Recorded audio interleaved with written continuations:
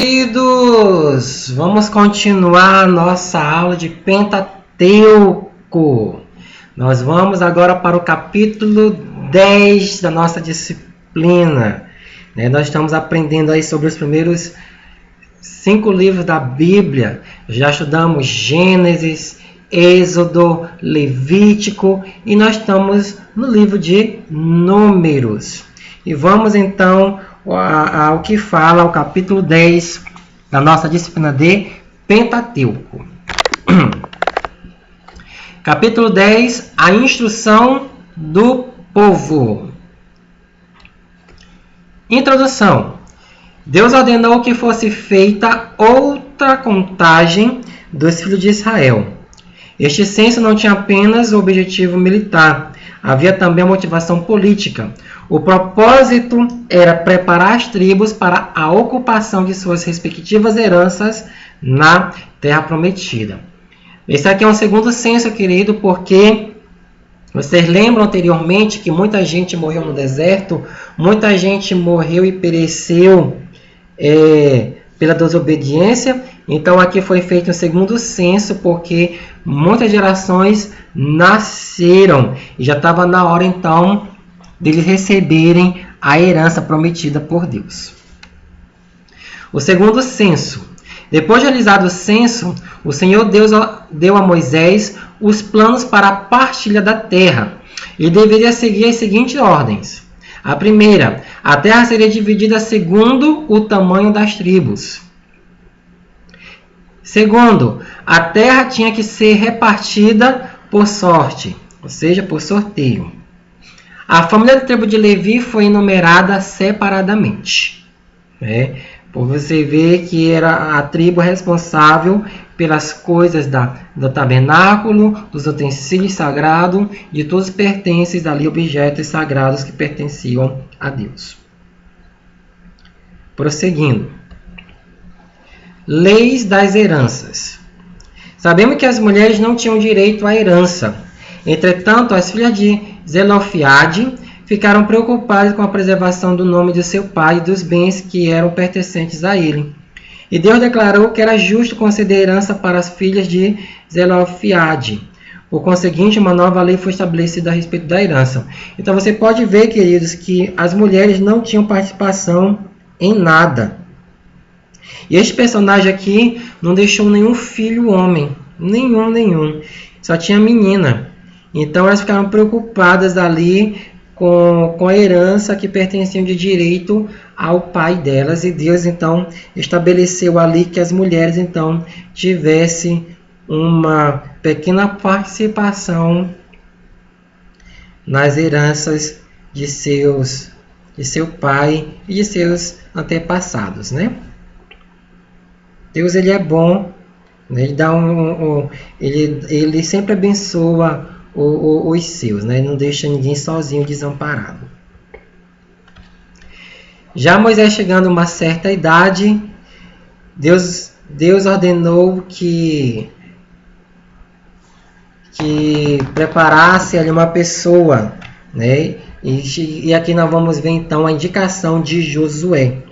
Deus ordenou que Moisés suba ao monte de Abarim. Deus permitiu que Moisés vislumbrasse a terra que o povo iria herdar, mas lhe disse que ele seria recolhido, ou seja, não iria entrar na Canaã prometida. Vocês lembram lá atrás porque Moisés perdeu a bênção, né? O novo líder tinha de ser alguém que exercesse o cargo como Moisés fizera. Josué, homem em que ao Espírito foi escolhido para ser o novo líder. Ele estava apto para ser o general das questões militares e era capaz de levar a bom termo todas as atividades necessárias no tempo correto. Então, Josué sempre esteve ao lado de Moisés, ele foi um dos 12 espias que trouxe um bom relatório junto com Caleb, que lá há anos atrás o povo ali ficou com medo de brigar pela terra prometida e Deus sempre viu Josué, então, um bom líder. Aí no livro de vocês tem esses pontos que eu estou falando para vocês, vão grifando, que no final da disciplina vocês vão precisar muito destes pontos. As épocas de adoração. Aqui novamente é lembrado as festividades, tá? Nada muda com a nova liderança de Josué, né? Então nós vamos ver aqui a primazia da adoração. E como era feita essa primazia? A adoração é a parte essencial para a relação do homem com Deus, ou seja, era uma intimidade do homem para com Deus. As ofertas diárias e dos sábados. Estas ofertas ressaltavam a necessidade de fidelidade dia a dia a Deus e a necessidade de adoração regular.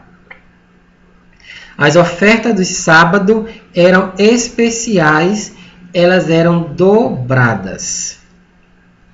As ofertas mensais. No primeiro dia de cada mês, tinha de ser oferecido um holocausto grande, 2 bezerros, 1 carneiro e 7 cordeiros, todos de 1 ano e sem mancha. Havia também as ofertas de cereal e as ofertas de vinho. Observar a época da Páscoa. A Páscoa não foi celebrada durante as peregrinações no deserto, mas estava chegando o tempo de ser realizada novamente. Ofertas do meio do ano, as festas das trombetas, o dia da expiação e a festa dos tabernáculos. Então eles sempre estavam relembrando as épocas da adoração. Prosseguindo, os votos das mulheres. Então aqui a gente vê os votos, esses votos eram muito importantes a ser cumprido. Os juramentos realizados por homens. O voto que o homem fez com Deus se estende a outros feitos a outra pessoa, pois o homem está preso ao voto verbal. Por isso que é importante, fez um voto, cumpra, porque o seu herdeiro irá herdar também o seu voto feito. Os 2 tipos de votos. O primeiro voto se refere a votos positivos de qualquer tipo. O segundo voto é a obrigação que fala especificamente de voto negativo ou abstinência, como o feito pelos nazireus. Feito um voto, uma vez feito, tem que ser cumprido. O voto da moça. Esse voto aqui tinha um terceiro participando. O voto da moça estava sujeito à aprovação de seu pai. Se ele concordasse, teria valor. Caso contrário, era considerado inválido. Ou seja, quando a moça tinha um desejo, alguma coisa ali, de ofertar para Deus, o pai tinha que ter consentimento daquilo ali. Senão, não tinha validez. O voto da mulher casada. No caso da mulher casada, o princípio era o mesmo da moça lá, né? Se seu marido concordasse, teria valor perante Deus. Se o marido discordasse, não teria valor. O marido era o responsável para aprovar e desaprovar. Viu? Então, assim, a mulher sempre teve pouca participação em algo durante o decorrer da sua vida. O voto da viúva ou da separada. No caso da viúva ou da divorciada, que não se encontrava debaixo da responsabilidade de nenhum homem, esta era responsável pelos seus votos. Então, cumpra-se os votos direitinho para que a maldição não venha cair. No dia de hoje é a mesma coisa. Muita gente promete algo ali no altar, escreve, apresenta, queima, manda a oferta lá para o alto e muitas vezes volta atrás com os votos, que é chamado de voto tolo. E a Bíblia nos ensina muito bem a respeito dos votos. Prosseguindo. O povo derrota os midianitas. Os midianitas foram responsáveis pela corrupção moral de Israel através do adultério e da idolatria. E por isso tinham de ser destruídos. Deus comandou esta expedição, pois tratava de uma guerra de julgamento sobre os midianitas. Esta guerra era considerada santa, por isso Finéias, o filho do sumo sacerdote Eleazar, foi enviado, representando o oráculo de Deus para determinar as ações do grupo. Ele levou consigo os utensílios sagrados, provavelmente o peitoral do juízo, para carregar o Urim e o Tumim. Na sequência, queimaram todas as cidades, todos os acampamentos, e levaram as mulheres e crianças como cativas e o gado e a fazenda como espólio de guerra. Então aqui começou então ali a conquista da terra prometida por Deus. Tudo que era impuro e profano, Deus mandou devastar da terra. E aqui a gente, depois das conquistas, a gente vê a divisão das terras de Canaã. As tribos de Ruben e Gade requerem de Moisés permissão para se estabelecerem em Jazé e Gileade, uma área boa para a criação de gado. Moisés temia que o pedido dos filhos de Gade e Ruben contagiasse as demais tribos, a ponto de não quererem prosseguir com a conquista da terra a oeste do Jordão. Assim, Ruben e Gade, unidos à metade da tribo de Manassés, que também entrou no acordo, estabeleceram suas famílias e rebanho na Transjordânia. Então a gente vê aqui já a conquista da terra. Conforme eles iam guerreando, iam tomando as terras, ali eles iam ficando ali naquele local. Vamos prosseguindo. As etapas da jornada. Os lugares pelos quais passaram não eram cidades existentes ou de marcas distintas, mas eram locais onde Israel acampava e sítios onde os pagãos celebravam seus cultos. Na véspera da entrada de Israel em Canaã, o Senhor deu a ordem para conquistar a terra prometida, pois habitariam nela. Então o povo tinha que tomar e Deus estava sempre presente com eles. As fronteiras. Deus ordenou a Moisés que traçasse as fronteiras da terra de Canaã. A fronteira sul corria o Mar Salgado, o Mar Morto como nós conhecemos. Para o sudoeste, junto à fronteira de Edom, atravessando o deserto de Zin até Cádiz Barneia. E para o noroeste, até o ribeiro do Egito, o Valdir Arish. O Mar Mediterrâneo, que é o Mar Grande, constituía a fronteira ocidental.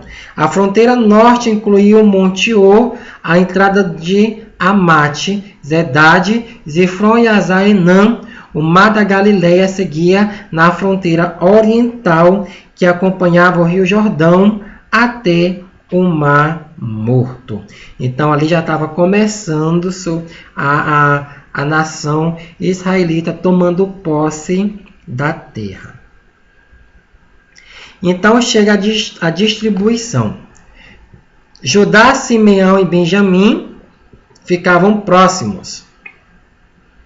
A Irã de Dan estava próximo deles por um lado, e a de Efraim e Manassés por outro lado. Zebulon e Zacá ficavam lado a lado, mais ao norte. Aser e Naphtali eram os que estavam mais ao norte de todos. As cidades dos levitas. Estas cidades foram designadas para que pudessem viver próximo uns dos outros e compartilhando sobre a lei mosaica para sua edificação mútua. Elas tinham arrabaldes em anexo para o gado. As cidades eram designadas das possessões de cada tribo, para que cada uma pudesse realizar um agradecimento e reconhecimento a Deus. Outro motivo é que cada tribo pudesse ter o benefício dos levitas, pois poderiam aprender preceitos do Senhor. Os números das cidades concedidas totalizavam 48, 4 de cada tribo ou de suas combinações. Elas foram abençoadas com um bom ministério. Então, os levitas tinham que estar próximo de cada tribo ali para que eles fossem ali, então, instruir o povo e ensinassem a respeito do nosso Deus. O objetivo das cidades de refúgio. O Senhor providenciou 6 cidades de refúgio nas quais podiam buscar segurança. Essas cidades eram para buscar segurança, ou seja, as pessoas culpadas de homicídio acidental, protegendo-se ali do vingador de sangue, que era o parente mais próximo da vítima, até serem julgadas. Existem normas para que o julgamento ocorresse. Nos casos de homicídio culposo, era obrigatória a apresentação de 2 testemunhas e o réu poderia permanecer na cidade até a morte do sumo sacerdote. Depois disso, poderia retornar ao seu lar. Todavia, se o homicídio fosse doloso, não era permitido nenhum resgate ao assassino e o seu destino, então, ali era a morte. E por fim terminamos o nosso capítulo 10. A gente já viu aqui então que o povo já entrara na terra Canaã, já conquistara os seus espaços, já viam cada um ali a sua terra, e ali estavam ali então começando uma nova nação. E por fim terminamos e findamos o nosso capítulo. Então fiquem na paz de Deus e até as próximas aulas. Fiquem na paz e até.